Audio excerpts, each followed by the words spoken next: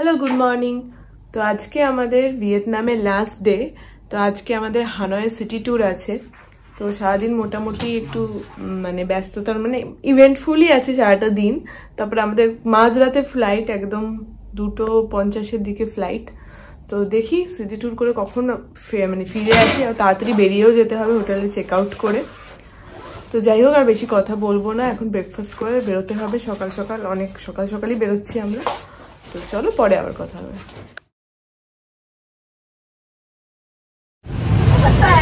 তো আমাদের প্রায় ব্রেকফাস্ট মানে in the middle of breakfast আমাদের প্রায় আমাদের যে গাইড সে প্রায় ডেকে নিয়ে গেল যে এরকম বাস এসে গেছে। তো আমরা তাড়াতাড়ি করে যতটুকু বাকি ছিল আর খেয়ে নিয়ে কোনো রকমে বেরিয়ে পড়েছি। এখন তাড়াতাড়ি করে যাচ্ছি বাসের দিকে।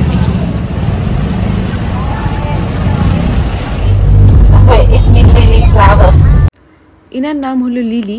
ইনি আজকে আমাদের গাইড। খুব সুন্দরভাবে পুরো সিটি ট্যুরটা কন্ডাক্ট করেছেন তিনি। তো আমাদের সিটি ট্যুরের ফার্স্ট স্টপ হচ্ছে এথনিক মিউজিয়াম। তো আমরা এখানে নেমেছি। তো চলো সামনে গিয়ে দেখাচ্ছি। আমাদেরকে নিয়ে যাচ্ছে হাতে ফ্ল্যাগ নিয়ে, ওটাকেই আমাদের ফলো করতে হবে। আর আমাদের টিকিট লিলি কেটে নিয়েছে আমাদের জন্য। তো আমরা এখন এন্টার করছি কোথায়? Ethnic museum. তো চলো দেখা যাক কেমন। তবে একটা জিনিস যেটা বললো, ভিয়েতনাম হচ্ছে ওয়ার্ল্ডের কি সেকেন্ড মাইনরিটি, তাই না? মানে মাইনরিটি গ্রুপ আছে 54টা, আর লার্জেস্ট আছে হচ্ছে চায়নাতে 56টা। তো এখানে আসলে অনেক কিছু জানা যাচ্ছে। Ethnic museum we start to build from 1981. Yeah, from that time we have the ethnic museum. So inside they have, it's not owned but the culture of some minority group in Vietnam. So you do have look that is a very rich culture in Vietnam, right?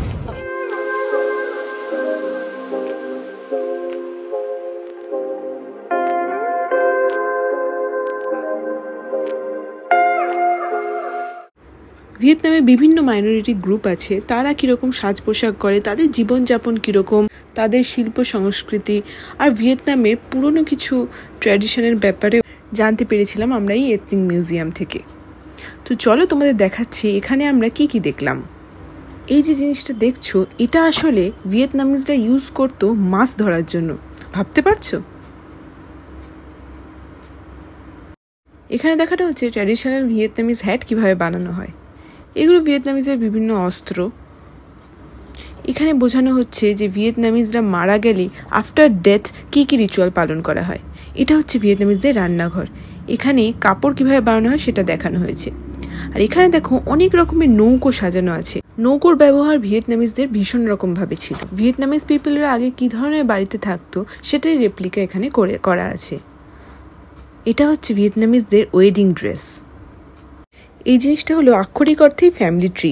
ফ্যামিলিতে যতজন member আছে ততগুলো string এভাবে টাঙানো হয়। আরও অনেক interesting জিনিস, interesting fact আমরা জানতে পেরেছি।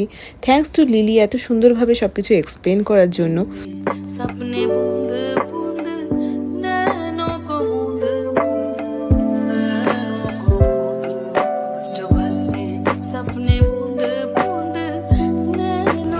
তো আমাদের এথনিক মিউজিয়াম দেখা হয়ে গেল। অনেক কিছু জানলাম, অনেক কিছু শিখলাম, অনেক কিছু শুনলাম। এবার আমরা যাচ্ছি হচ্ছে টু আওয়ার্স নেক্সট ডেস্টিনেশন। আমাদের জন্য এবার অপেক্ষা করছিল একটা সারপ্রাইজ। আমাদের নেক্সট যেখানে যাওয়ার কথা ছিল তার আগে আমাদের আরও একটা জায়গায় নিয়ে গিয়েছিল, যেটা আমরা একেবারেই জানতাম না। সেটা হচ্ছে এই গ্যালারিটা।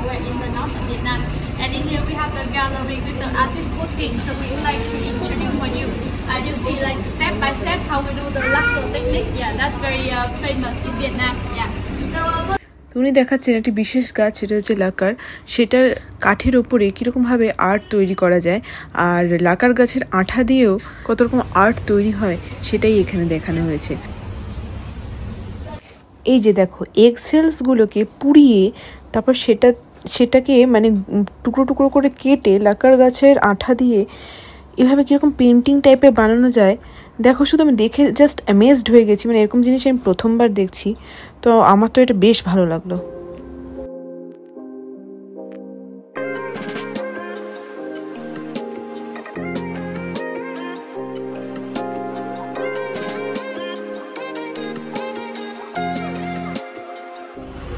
আমরা এখন একটা খুব সুন্দর আর্ট গ্যালারি ভিজিট করলাম। মানে এগ সেলস দিয়ে কি সুন্দর আর্ট বানানো যায়। লাকার গাছের আঠা দিয়ে কি সুন্দর সব আর্ট বানিয়েছে, আর হাতে আঁকাও কিছু আর্ট ছিল, খুব সুন্দর ছিল। মানে প্রসেসগুলো ইউনিক, মানে সত্যি দারুণ একটা জিনিস দেখলাম। এটা প্রসেসটা দেখলাম, এটা এখানে নতুনত্ব একদম দেখলাম, এটা আগে দেখিনি কোনোদিনও। আর এই গাছটা এটাও নতুন জানলাম, লাকার ট্রি। আমাদের ওখানে যেমন রাবারের আঠা, এটাও একটা গাছের আঠা, ওটা দিয়ে মেনলি আর্টটা। আর এক্সেলগুলোকে বিভিন্নভাবে পুড়িয়ে ব্রাউন তারপর ব্ল্যাক কালার দিয়ে ওইগুলো পুট করেছে যাতে ছবিতে সুন্দর কালার ফুটে উঠেছে। তো আমাদের এবার নেক্সট স্টপ হচ্ছে যেখানে আমরা নেমেছি এখন, হো চি মিন মজলিয়ামে যাচ্ছি এখন।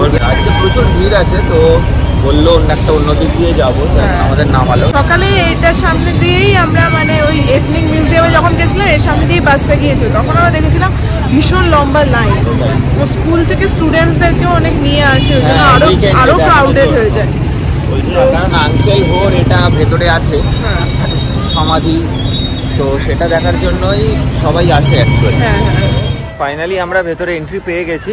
তো এখানে সিকিউরিটি চেকিং খুবই করা, অনেক কিছু জিনিস নট অ্যালাউড। তো ব্যাগ পুরো স্ক্যান হচ্ছে, মানে যেরকম হয় পুরো স্ক্যান হচ্ছে ব্যাগ, তারপরে ভেতরে এন্ট্রি দিল। তো আমাদের বলে দিয়েছিল গাইড কী কী জিনিস অ্যালাউড নয়, তো সেগুলো আমরা রেখেই এসেছিলাম। অ্যান্ড এখন আমরা এন্ট্রি করছি ভেতরে, যাওয়া যাক।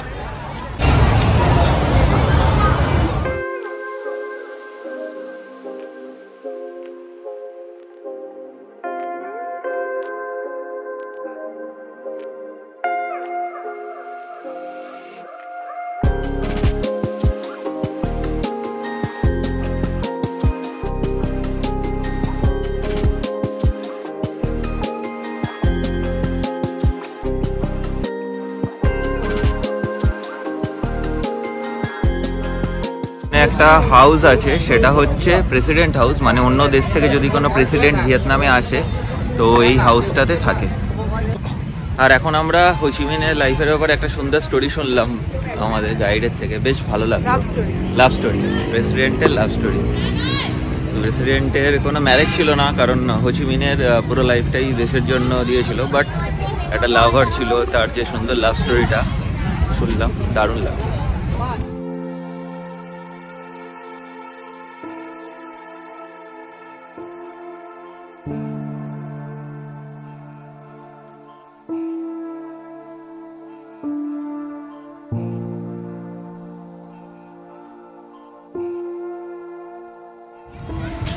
তো ওই পেছনেই যেটা মিউজিয়াম, এর সিকিউরিটি খুবই টাইট। বলছে আমাদের যে ট্যুর গাইড আছে, বলছে ভিয়েতনামে ওরা বিলিভ করে ওরা যদি এটাকে প্রোটেক্ট না করতে পারে তাহলে কোনো পুরো কান্ট্রিকেই প্রোটেক্ট করতে পারবে না। তো for that reason the security is very tight here. Just দেখলে যে মার্চ করছে ওখানে, আরও প্রচুর পুলিশ আছে দেখলাম এখানে আমি।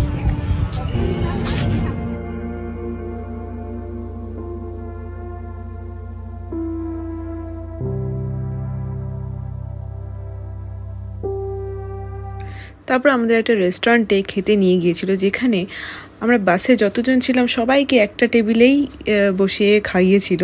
কিছু কিছু অদ্ভুত জিনিস খাবার দাবারের মধ্যে ছিল যেগুলো আমি চিনতে পারছিলাম না, যেরকম নুডলস ভেবে সরু সরু করে কাটা মূলো খেয়ে নিয়েছিলাম। এখন লাঞ্চের পরে আমরা যাচ্ছি, লাঞ্চ হলো, ভালোই লাগলো মোটামুটি। মানে এই লাঞ্চের কালচারটা একটা টেবিলে দিয়ে দিয়েছে, সবাই মিলে শেয়ার করে খেলাম।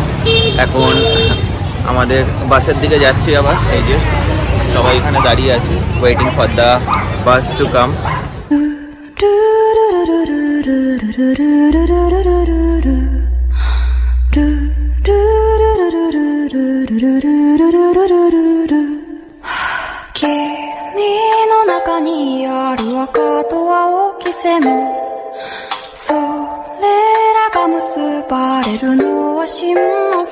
এখন আমরা এসেছি ওয়ান পিলার পাগোডাতে।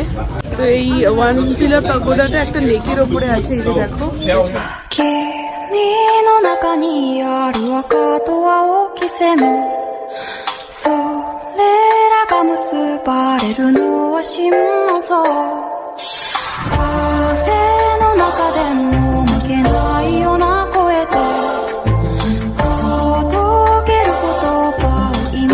এখানে একটা লোটাস বানানো আছে একটা, এবারে ওইখানে ওটাকে সার্কেল করে লোকজন ঘুরছে আর প্রে করছে, কয়েকটা রাউন্ড দিয়ে কি প্রে করতে হয়, তো অনেকেই সেটা করছে।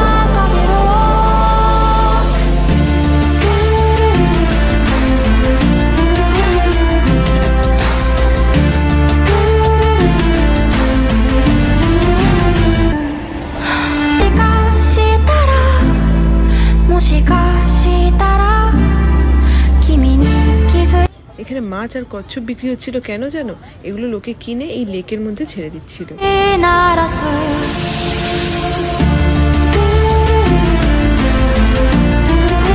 হ্যালো, তো আমরা এখন নেমেছি টেম্পল অফ লিটারেচার দেখতে। এটার কথা খুব শুনেছি ভিয়েতনাম আসার আগে, তো চলো দেখাচ্ছি, খুব সুন্দর জায়গাটা।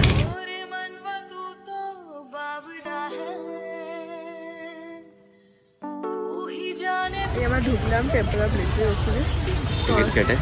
এটা হচ্ছে ভিয়েতনামের ফার্স্ট ইউনিভার্সিটি। আগে এটা শুধু প্রিন্সেসের জন্য বানানো হয়েছিল, তারপরে পরে আদার্সরাও ছিল জয়েন, কিন্তু এখন আর এটা ইউনিভার্সিটি নেই, এখন just temple. First thing you can see the way to get inside. In the park we have 3 doors.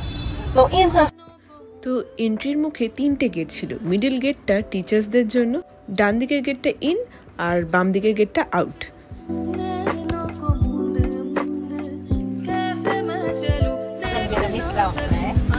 So it's over there. That is image, right? So it's become the very symbol, very special symbol, right? তো এই temple of literature এই পিকচারটাই এখানে এই নোটেও আছে, এটার ছবি 100,000 ডং। হ্যাঁ, 100,000 ডংয়ের এই ছবিটাই আছে।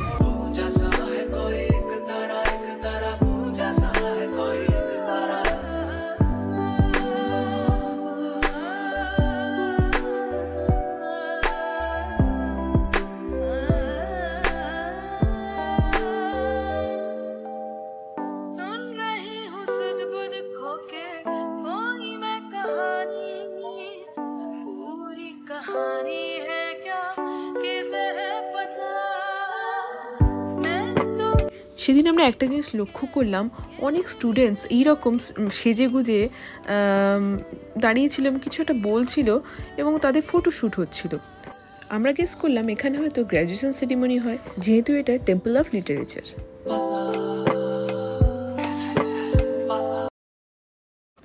আমাদের নেক্সট এবং লাস্ট স্টপ হলো হুয়ালু প্রিজন।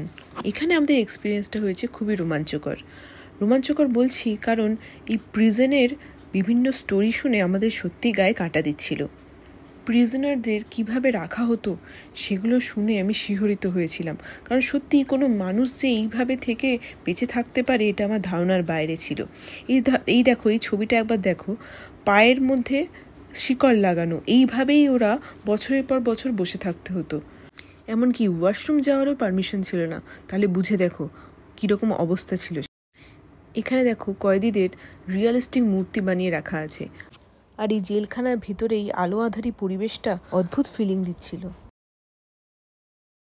এই যে গাছটা দেখছো, এর বয়স নাকি 100 বছর, ভাবতে পারছো?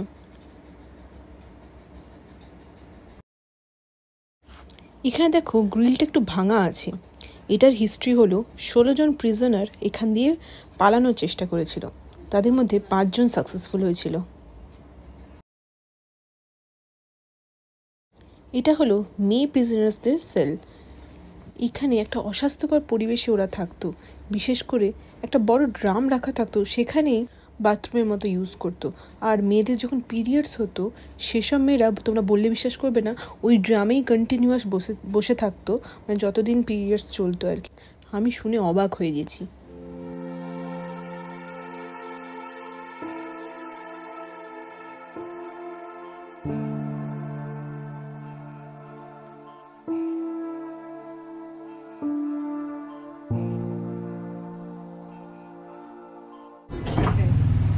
কি করছিস? আবার শপিং করতে চলে এসেছিস? এটা হচ্ছে লাস্ট মিনিট শপিং চলছে আমাদের, কিছুক্ষণ পরে আমরা চলে যাবো, সেই দুঃখ ভোলানোর জন্য একটু শপিং করে নিচ্ছি আর কি করবো।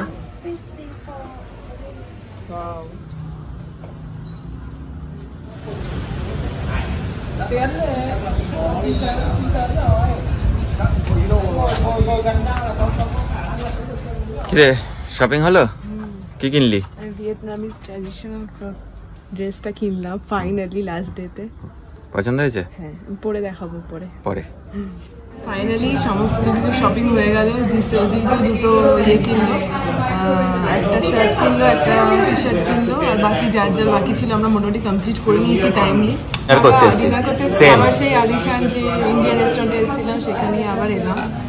বিকজ আজকে আমরা ভিয়েতনামিজ ফুড খেতে ইচ্ছে করছিল। আর 45 মিনিটের মধ্যেই হোটেল থেকে বেরিয়ে যাও করতে হবে, তো তাড়াতাড়ি করে আমি কমপ্লিট করি।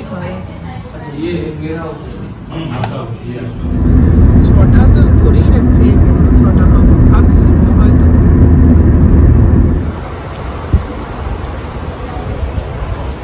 তো আমরা এয়ারপোর্টে পৌঁছে গেছি। এখন বাজে ওই 12:30 মতো, 12:15 হবে হয়তো, 12:20। তো 3:10 ফ্লাইট, 1:55 মধ্যে চেক ইন করতে হবে, তো অনেকটাই সময় আছে। তাও সময় হাতে রেখেই আমরা এলাম।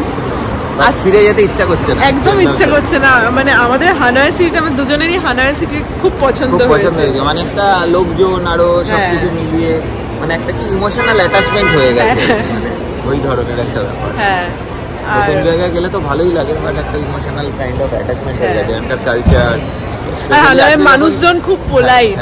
অ্যাট লিস্ট আমরা যাদের সঙ্গে করেছি তা আমাদের সঙ্গে খুবই পোলাইট, খুব দারুণ ছিল। হ্যাঁ, তো ওই জন্য আমাদের আরো আর কি মনটা বেশ খারাপ লাগছে। बैठे बैठे ऐसे कैसे कोई रास्ता नया सा मिले, तू भी चले मैं भी चलूं होंगे। আমরা ফাইনালি চেকিং করে ভেতরে বসে আছি, ওয়েট করছি বোর্ডিং এর জন্য। তো এখন মোটামুটি কটা বাজে? 2:05 বাজে। 3:10 ফ্লাইট। আশা করছি আর আধা ঘন্টার মধ্যে বোর্ডিং করা শুরু হয়ে যাবে। তো তারপরেই কিছুক্ষণের মধ্যে উড়ে যাব নিজের দেশে। এই আর লেটস গো। चलने लगे हैं ये रास्ते, मंजिल से बेहतर लगने लगे हैं ये रास्ते।